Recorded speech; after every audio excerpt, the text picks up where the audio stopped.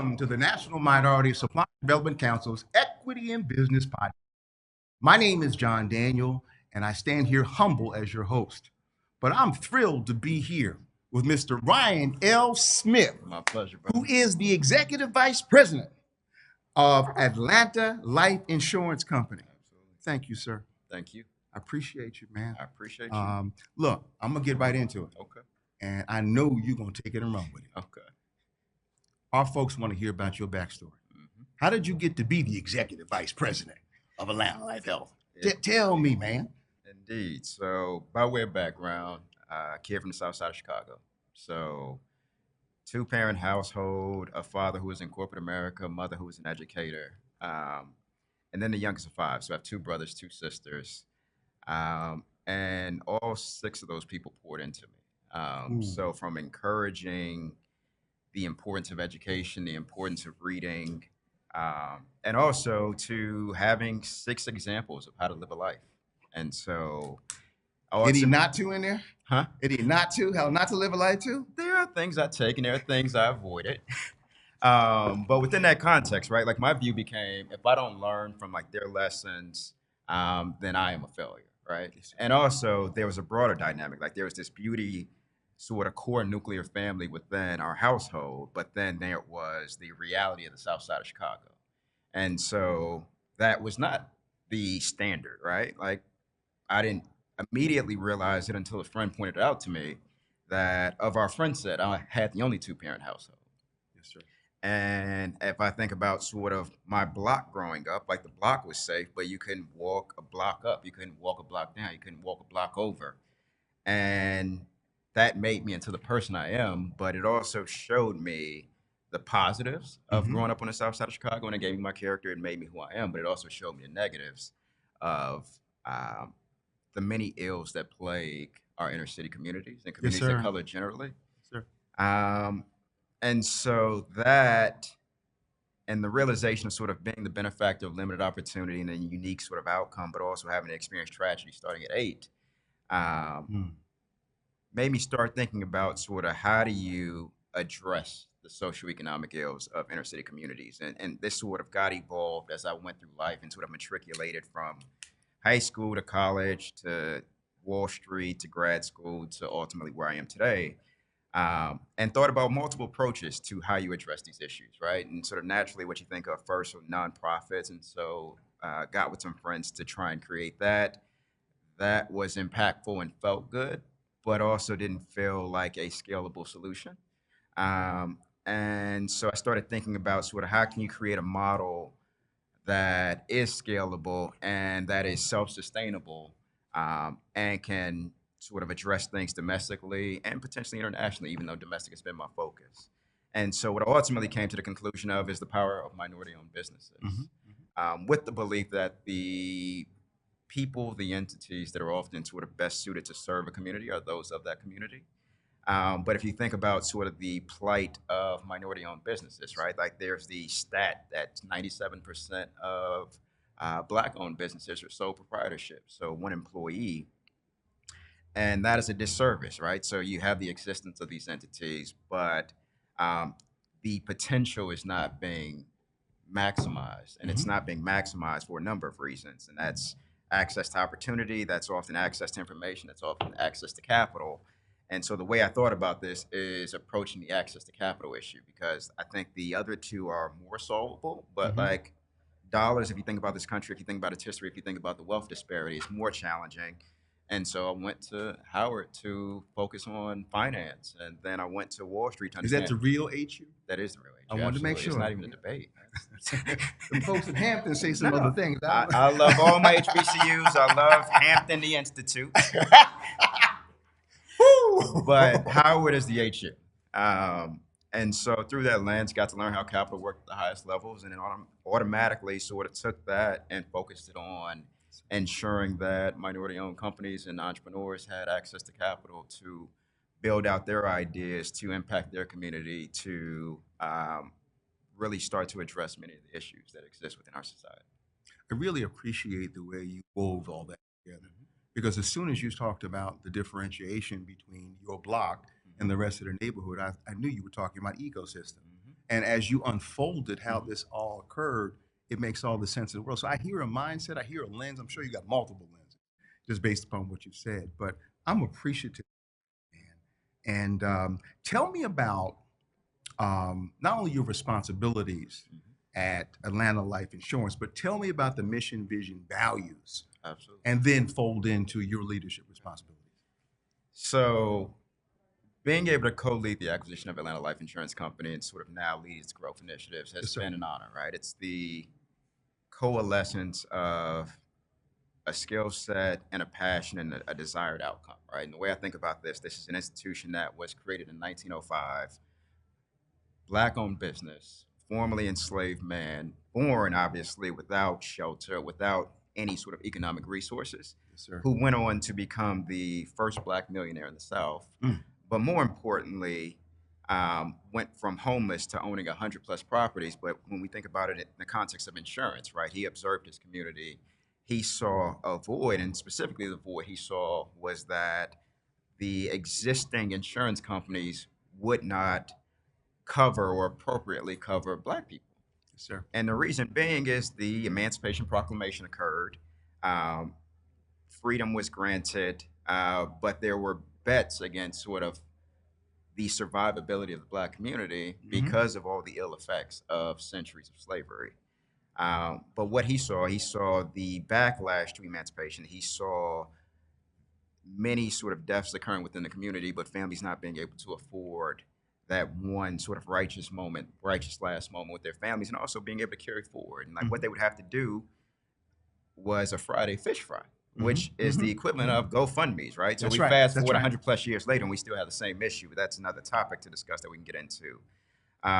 But he provided that service. He provided that coverage. He allowed families to be able to continue on, perhaps without their primary sort of breadwinner. But more importantly, or I should say equally important, he employed the folks within the community, right? And so you're now not only providing financial protection, you're not only granting that sort of one last sort of beautiful moment with one's family, you're also providing gainful employment. You're pouring into the communities that you serve, and also like there's sort of elements of financing, like the Hmm. civil rights movement, etc. But all that to say, before terms like social responsibility or stakeholder capitalism existed, Hmm. like it was being lived out through the lens of Atlanta Life Insurance Company. And unfortunately, there aren't that many sort of minority owned institutions, black owned institutions that are a century old. Hmm. And many of the black founded companies that were created back then didn't make it. And so, if I think about the importance of sort of investing in and building minority owned businesses, it's also important to preserve our institutions. And with my business partners, Eric Holloman and Magic Johnson, we already had been doing sort of the insurance industry and sort of learning how to Hmm. work. There was access to capital, there was access to relationships, and we were granted the opportunity to acquire Atlanta Life Insurance Company and sort of help charter its next 100 years, and make it more impactful than it's ever been. And so, in terms of today's mission and sort of business model, it's focused on group benefits, right? And Hmm. so it's often talked about sort of compulsory insurance versus insurance that has to be sold, right? Hmm. And Hmm. life insurance is a tricky conversation because it forces people to ponder their mortality. But Hmm. the easiest way to sort of efficiently get people life insurance is through their jobs, right? And Hmm. so it is you're you're not being sort of individually underwritten. You are it's a quick opt-in sort of during open enrollment, and you give your family some level of protection in the event of your demise. And so we get to do that, but we also get to add on components such as financial literacy, and also community engagement. And so working with employers to authentically engage their staff, their communities, their customers, but through the ethos of Atlanta Life as it's always existed. I love the fact that the organization is 100 plus years old. And to be perfectly candid, when I think about an insurance company, Mhm, I think about Mutual of Omaha mhm, because they've been pushed so much in mhm, terms of, sharing commercials and things like mhm, that. I'd like to see a collaboration where we amplify the value of that 100+ years. Absolutely. We start here, Mhm. but I don't think the average person of color knows that. Unfortunately, And not right now. I think that we can help with that, Yeah. but I'd love to strategize on with you. Just I'm retired, Okay. okay? Just It because I doesn't feel want like to. it. It doesn't Well, feel yeah, like my you're wife tells retired. me that all the Okay. time. You know, you're retired, John. Yeah. But I think key here, man, is in how you present this canvas Mhm. is critical. Mhm. I mean, I mentioned amplification, but even the analogy you drew between a fish fry and GoFundMe, Mhm. that resounds with people. So it's that kind of language that is so very important. And the circles of support that you're constantly talking about, from your formidable years as a youth to what you do as a provider of insurance. And what I want to go into now is tell me about how you attract, train, and retain and develop your employees. And I'm gonna come back to your leadership piece, Yeah. but I think they really are going to be connected. Mhm. But we'll see. Yeah. How do you attract, train, and develop your employees? It's mission-based work, but Yes. you don't have to make an economic trade-off, right? Like as Mhm. I think about what we're trying to do here at Atlanta Life, it is to be the beacon of a financial services institution, right? And then Mhm. you add on the layers of it, and it is yes, we care about the communities we serve, um, but also if I think about it from sort of what we offer to our customers, what we offer to the public, it are things that make their life better, right? Yes. It is protection, it is education, it is sort of access to tools that help wealth building, and frankly, can help people get out of debt. It's about meeting you where you are, right? And Gotcha. so if you need to get out of wealth, if you need to get out of debt, we can talk about that. If you need to sort of learn the basics of financial literacy and Mhm. budgeting and financial planning, we can do that. But also, like, it's the selfless decision to protect your family in the event of your demise. Like, it's Yes. also encouraging people to do that. But also, there's a belief that life insurance is also for the living, right? And Mhm. that there are a number of living benefits that are often not talked about with life insurance policies that can be capitalized upon. And it's helping people understand that and how it can be an asset for you and sort of help you navigate a number of things from funding education for your Mhm. kids Mhm. to if you want to pay for a wedding to retirement accounts, etc. And so it's understanding where people are, what they need, and providing them that So solution. you've got a continuum from birth to death. Hmm. That's a magnificent offering. Yeah. I like it. Um, Tell me more about your leadership responsibility. Okay. So first part was getting the acquisition done, right? And Gotcha. ensuring that Atlanta Life had a new home and a bright future. Yes, sir.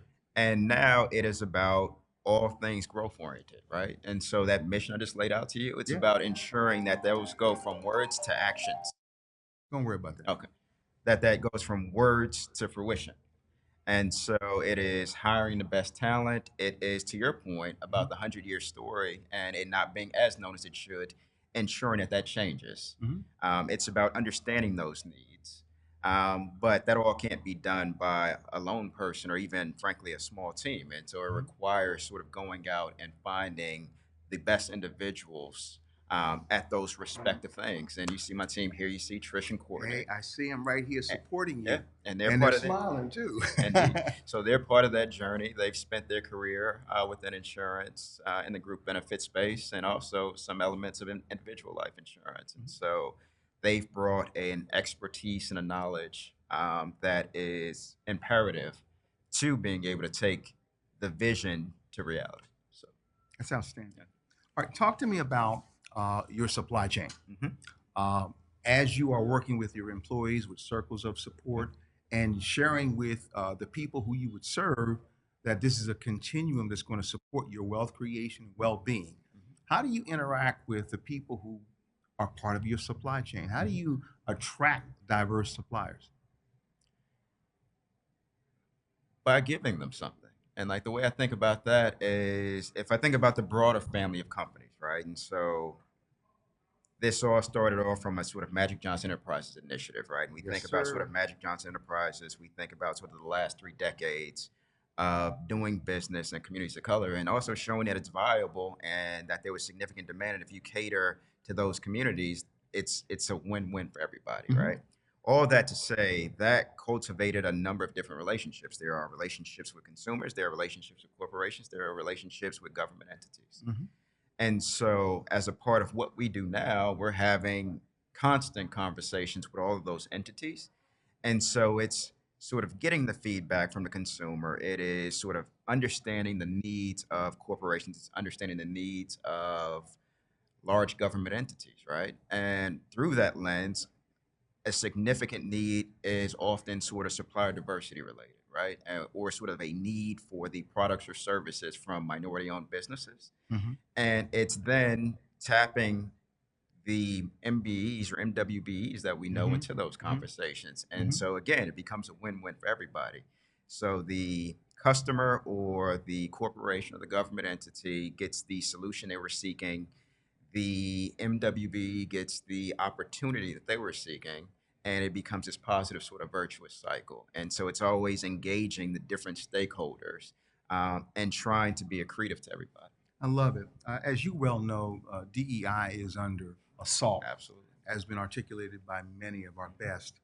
Um, and in the bobbing and weaving from it, that's appropriate, is to show, as you said a little earlier, how is this going to become an ROI Mhm, rather than something that takes somebody's job away? mhm, And I think the challenge here is the mindsets, not only of our MBEs, mhm, because they've been struggling without capital for a long time. mhm, It's the mindsets of the people who don't see that they can actually grow the pie and get a greater return on investment. mhm. So I'm curious,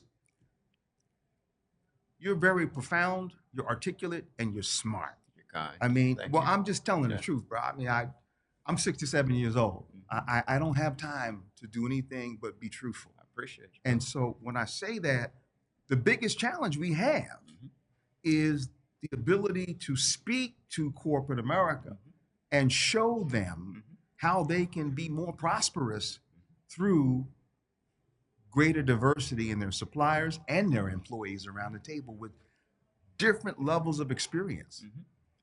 Have you have you delved into that in terms of talking to colleagues, perhaps in the genre of business for life insurance or other places? Mhm.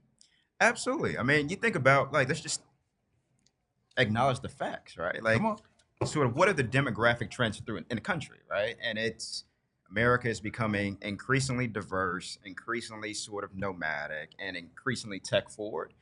And like it becomes a philosophy of how do you think about doing business in the best possible way? Like you want the best and the brightest, you want the best ideas, and you want people who understand your customer. Come on. And so if the world is becoming increasingly diverse, like you need a increasingly diverse perspective within the room, having these conversations and sort of litigating ideas and coming up with the best solutions. And so to choose not to care about DEI is foolish and irresponsible, and is actually not acknowledging or sort of upholding your fiduciary responsibility. It's not good for business, is it? No, it's just not. Come on. It's Come not. on. Come on. So, And the Brookings Institute, mhm, McKinsey and Company, absolutely. the Gallup organization, I go on and on, Yeah, all support you. yeah.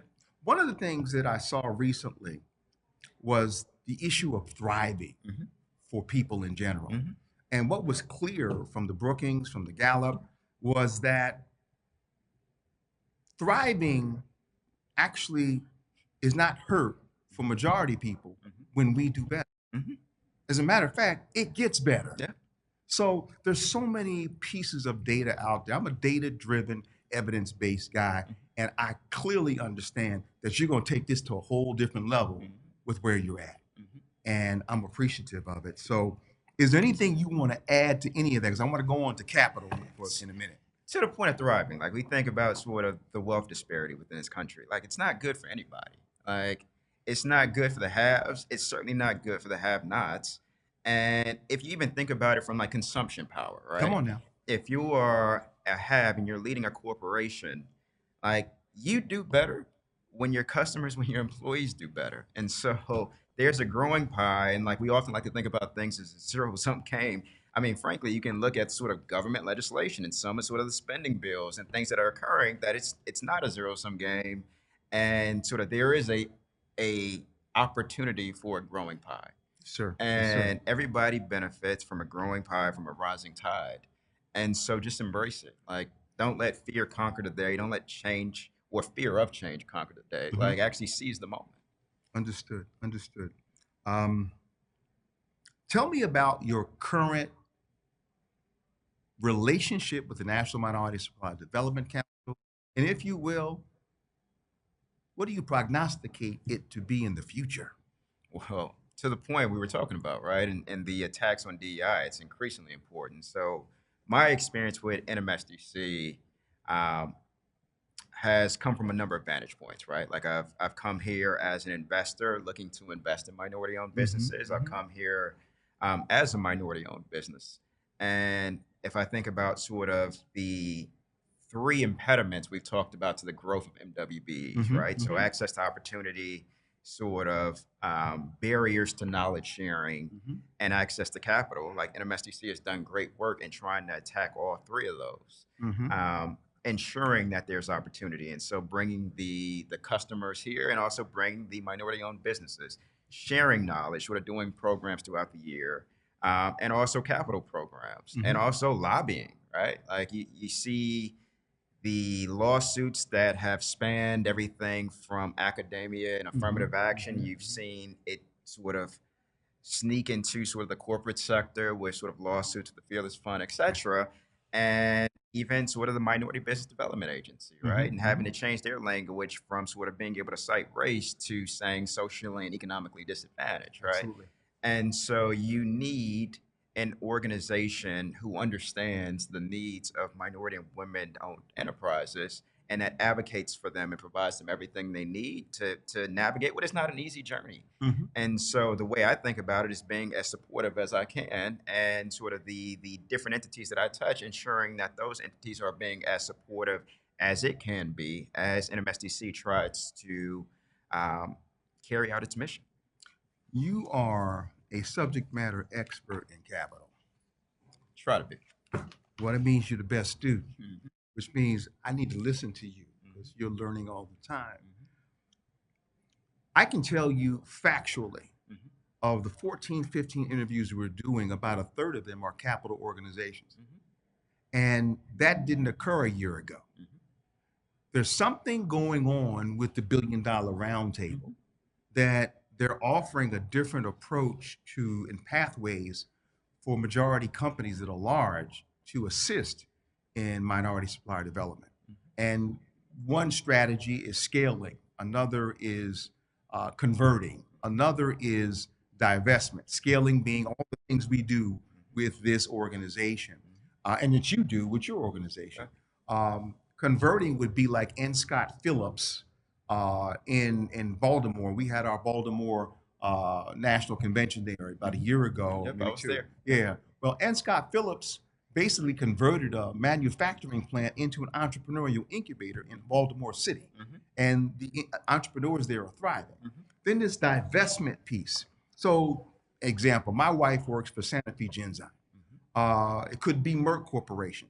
They're always breaking off some aspect of their business because it doesn't make financial sense for them. Yeah. Why can't we be there as a collective of suppliers to make a bid on that business?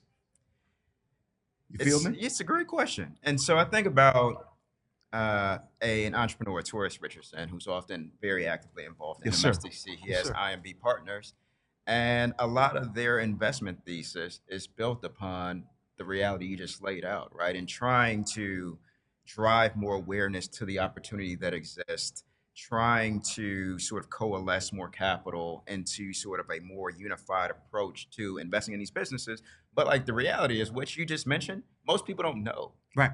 And so it's one, you can understand the concept, you can understand that it generally happens, but then it becomes a deal flow consideration. And so you Hmm. need to know when these deals are happening, be able to talk to the individual sort of running that transaction, and you need to be granted access to actually pursue the opportunity.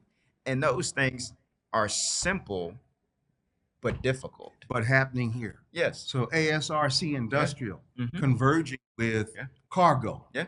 We'll be on stage talking about it, but Yeah. we've already done a couple podcasts. Mhm. My point being is we've got the grand fertile opportunity Mhm. here, Mhm. and Atlanta Life Insurance Company is in the house. Absolutely. So I think all these things are possible, but it don't matter what I think.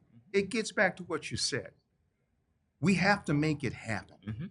And what I hear from you in the efficiency, the efficacy, the whole effectiveness of your lens and your approach is simply something that can make it work. And I'm sitting here proud of you as a human being. Thank you. So my nose ain't gonna get any browner. I'm straight up with you. You know, I'm Eula May's baby boy, 13 kids. I don't play like that. I'm Barbara So and Richard's son, I'm so. with you. Look, I wanna make sure we've covered a lot of ground. I really want to talk a little bit more about capital with you, Yeah. but I don't want to pose the question. I'll let you flow on it. Mhm. You know, why is capital important? No, I'm not even gonna pose the question. You No, hit go- it, go with hit your it, question. hit it. Why is capital important, or the importance of capital? In your perspective. So I'll go back to the specifics of why I chose my major, right, at Howard. Uh-oh. And that major was finance. And I was fortunate to have an incredible mentor named Carla Harris. And she made a statement to me that capital is the sort of blood of our economy. It makes everything run, right? And so as I thought about sort of Wall Street and ultimately a decision to join Morgan Stanley, it was wanting to understand how capital worked at the highest level, how strategy worked at the highest level, to be able to take those learnings and that access and sort of bridge this knowledge gap that you're talking about, Yes, sir. right? And so went into private equity working with tourists to bring to fruition what you're talking about. So this idea of one, a number of corporations have supplier diversity spend goals, um, but oftentimes don't meet those goals. And the excuses given are that there aren't sort of MWBEs that get them the sufficient scale to be able to achieve their goal, right? Well, it's like, all right, that's a problem. That seems like a problem that can be solved via capital, Mm-hmm. and whether it be through the acquisition or spinouts Yes, sir. that you're speaking about, if it's about sort of starting something de novo and scaling it, like all those things are things that capital solve. And so it's getting more capital into the hands of diverse entrepreneurs. It is sort of one, teaching people that the opportunity to buy existing businesses exists. It's called entrepreneurship through acquisition, Mm-hmm. and sort of getting more people in the room to understand how that works and when the opportunities exist and the different components of it. And so that's the actual acquisition piece that is typically having to raise significant amounts of capital. And then once that piece is done, it's continuing to operate what is likely a good business, and sort of maximizing the opportunity, but now being able to do it as a minority owned business, right? And so you get increased diversity, you get sort of evolved sort of thought processes.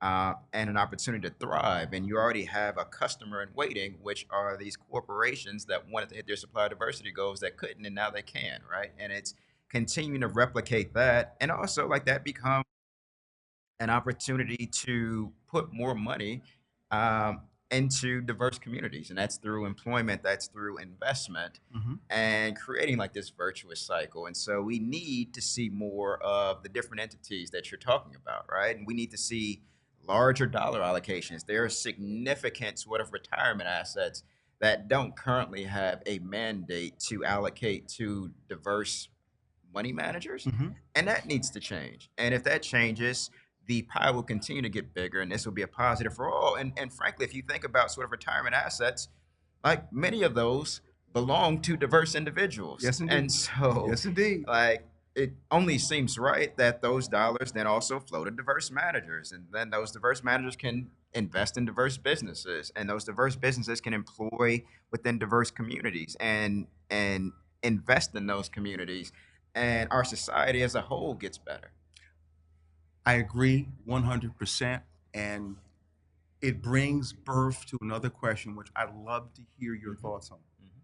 mhm, Let's presume that all capital mhm, isn't good mhm. for every entrepreneur. Would you agree, subject matter Absolutely, expert? absolutely. That said, what kind of matrix can we create that one could get the knowledge base to know what the best capital is for them?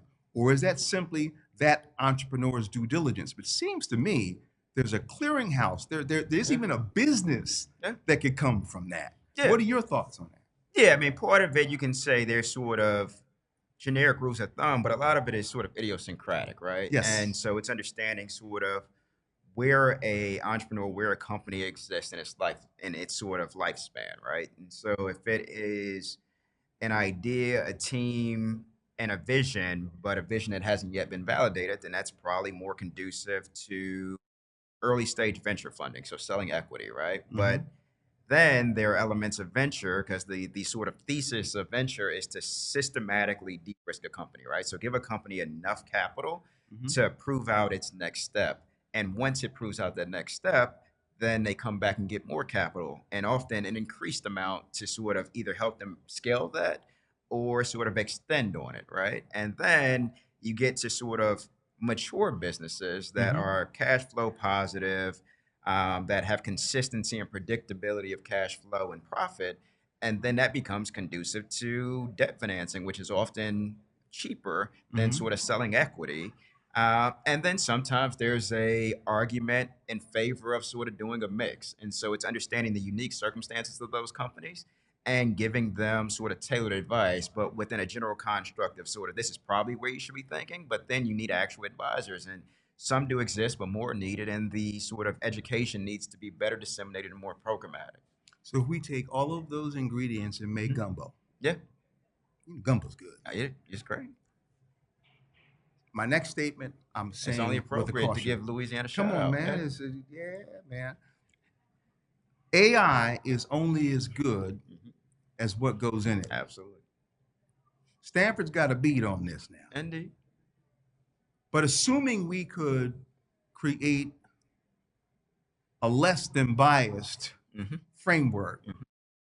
it seems to me all the elements you just mentioned would be a nice AI project Absolutely. so that it would be user friendly Hmm. And for those scalable. seeking and Mhm. scalable and affordable Yeah, because it's very expensive to go to a subject matter expert who's going to tell you how to grow your business. absolutely. All right, man, look. And there's time latency. Like I have conversations and utilize sort of artificial intelligence on a daily basis, right?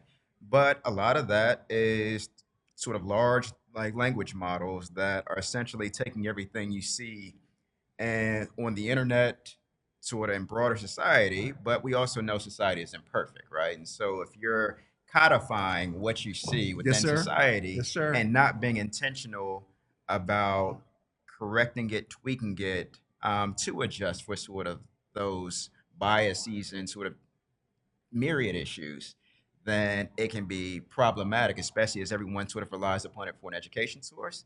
But all that to say, if you do this in the right way, and you sort of talk about sort of the information we're talking about now and give an entrepreneur the ability to ask their specific questions like that scalability that is removing latency and that's giving access and so that is a great vision that just needs to be executed in the right way. My response to what you said is simple.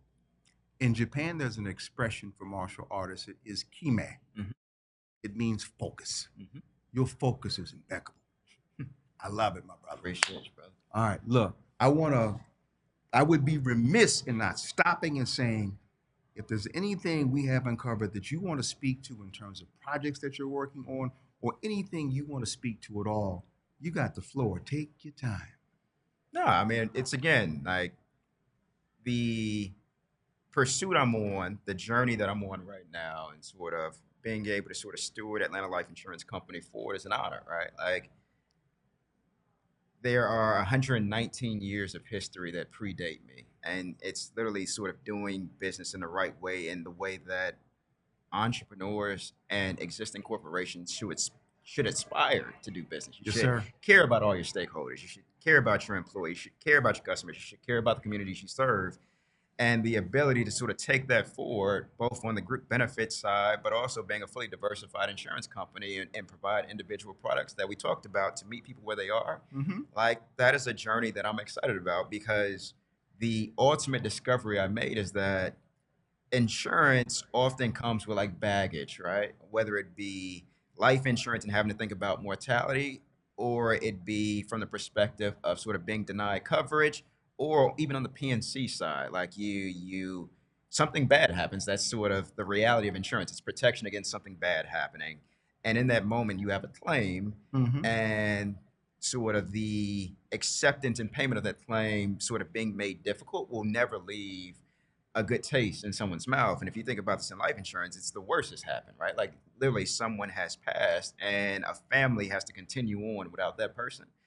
And it is your responsibility in that moment Come on. to do what you can for that company to try and make this bad and sad moment as best as it can be.